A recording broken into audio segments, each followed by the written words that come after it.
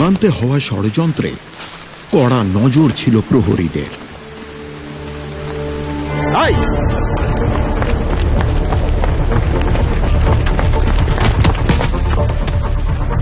ভুল করছেন সাহেব, আমাদের অনেক ওপর মহল অব্দি চেনা জানা আছে। তোষণের রাজনীতি করে যারা, সবটা জানত তারা।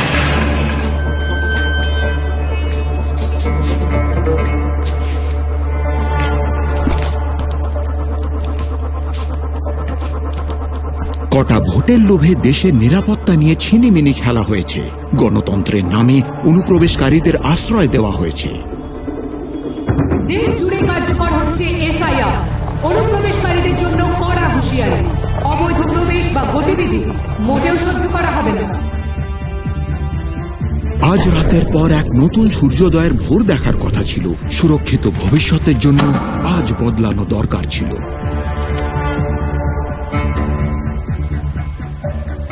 মজবুত হাতে সুরক্ষিত আপনার দেশ এবং আপনজন, কিন্তু সবার পরিচয় যাচাইও তো প্রয়োজন।